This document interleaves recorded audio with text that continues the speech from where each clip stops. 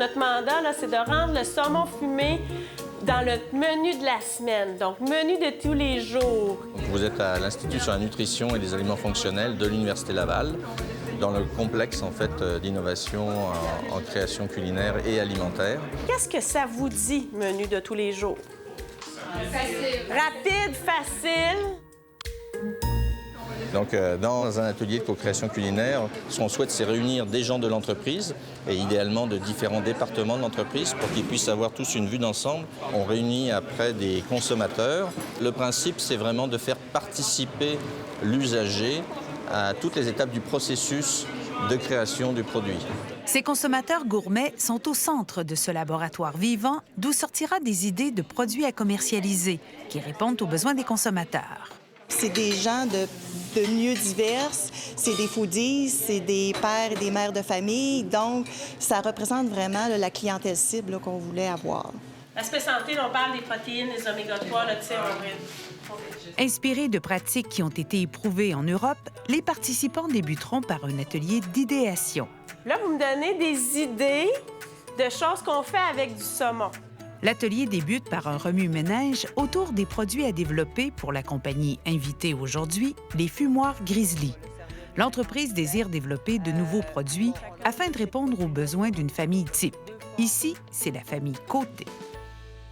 C'est l'avenir parce que le prêt-à-manger, là, dans les épiceries, il y en a beaucoup, beaucoup, beaucoup. Puis tout le monde, on est pressé aujourd'hui. On va avoir des choses vite faites et bonnes, saines.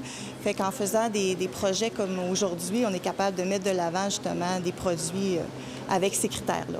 L'idée, là, c'est que vraiment notre saumon... Après cette journée d'idéation, l'entreprise place des balises afin d'orienter le travail des participants. Les idées d'hier, on les a un petit peu réorganisées. À leur arrivée le lendemain, on leur demande de développer un produit surgelé. Là, le produit fini qu'on vous demande d'imaginer, c'est pas la quiche dans le rayon, c'est un produit de saumon qui va aider le consommateur à faire une quiche à la maison. Ils doivent aussi éliminer certains ingrédients dans la préparation. Alors, sans arachide, sans noix. On avait éliminé certains allergènes. Mais on ne voulait pas trop en mettre parce que plus on met des freins, bien, l'imagination est plus freinée.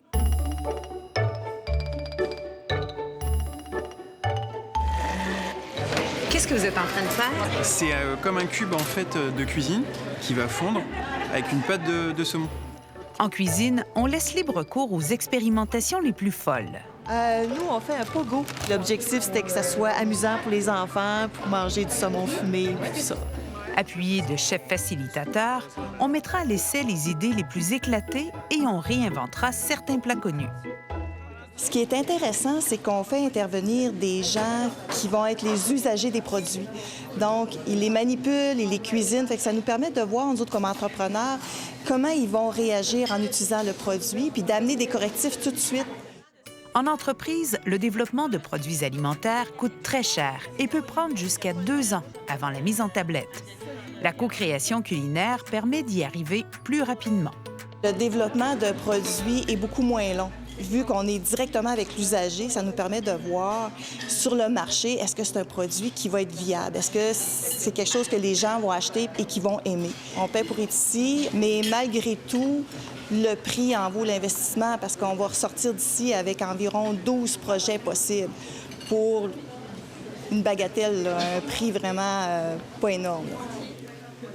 Lancé il y a 1 an avec l'aide financière du gouvernement du Québec, le programme a réalisé 5 projets avec des entreprises de tailles très différentes.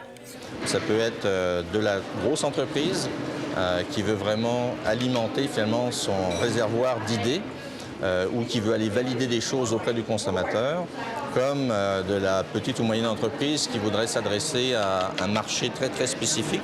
Et puis, ça peut aller également au niveau de l'entreprise en démarrage. Est-ce que vous trouvez ça réaliste, ce qui est en train de se réaliser ici aujourd'hui? Oui, bien, c'est une de mes craintes, d'avoir des affaires un peu trop, soit impossibles, soit trop longs à réaliser. Mais non, c'est vraiment des trucs relativement simples, mais avec vraiment leurs touches personnelles. Les produits proposés sont variés. Gazpacho, salade de quinoa, brochettes, tacos de saumon effiloché ne sont que quelques exemples. Est-ce que vous pensez qu'il y a un produit que la famille Côté aimerait acheter? J'ai beaucoup aimé le pogo. Ça permettait que les enfants participent à l'élaboration du mets principal. Fait que ça, c'est vraiment un produit intéressant pour une famille, là. L'entreprise envisage que dans la prochaine année, elle pourra probablement réaliser 1 ou 2 créations issues de l'atelier. Et peut-être en verrez-vous d'autres dans les comptoirs des supermarchés dans le futur.